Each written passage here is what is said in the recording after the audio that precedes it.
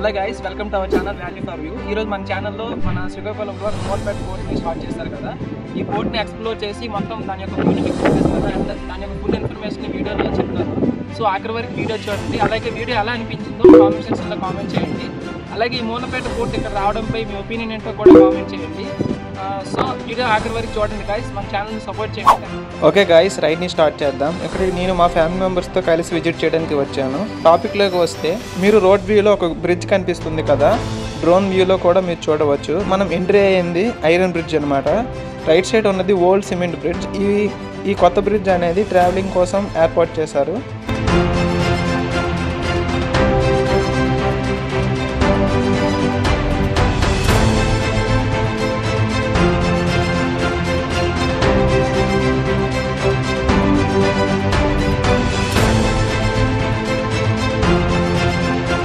Present మనం port main ఏరియాలోకి వచ్చాము. ఈ పోర్ట్ గురించి కంప్లీట్గా షార్ట్ అండ్ స్వీట్గా తెలుసుకుందాం.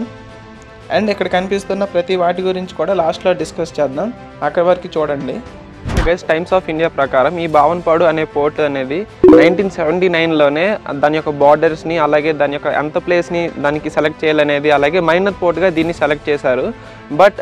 బట్ ఫర్దర్ గవర్నమెంట్స్ ఏం చేశాయంటే ఈ పోర్ట్ని ఎక్స్టెండ్ చేయాలని నిర్ణయించుకున్నాయి. అప్పుడు ఈ ప్లేస్ని ఎక్స్టెండ్ చేయడం జరిగింది.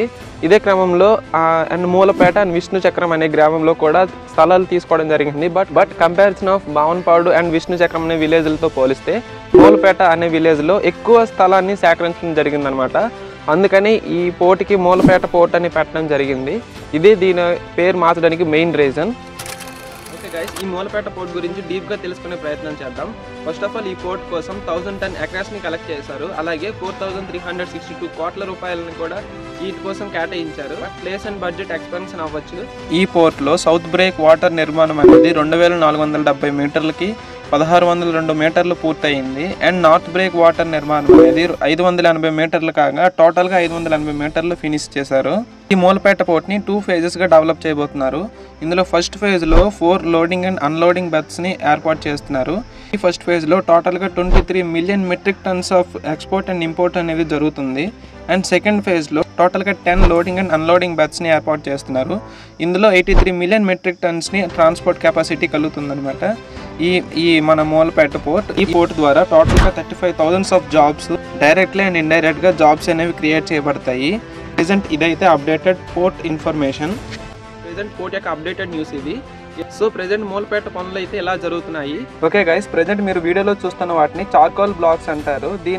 వీటిని ఎందుకు యూజ్ చేస్తారంటే solid support and best interlocking సిస్టమ్గా వీటిని సీవాల్కి వాడతారనమాట. ఫర్ ఎగ్జాంపుల్ ఈ పోర్ట్లో south and north break water walls ఉన్నాయి కదా, వాటికి అంచుల వైపుగా ఈ కన్స్ట్రక్షన్స్ని వేస్తారనమాట.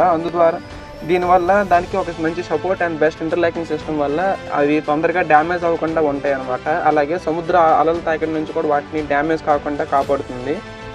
అండ్ ఈ south and north break water points ఎందుకు బిల్డ్ చేశారంటే మెయిన్గా ఇక్కడ షిప్స్ అనేవి యాంకర్ చేయడానికి వీటిని వాడతారు.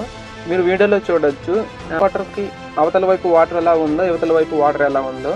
సో వీటిని షిప్స్ అనేవి యాంకర్ వేయడానికి వాడతారు.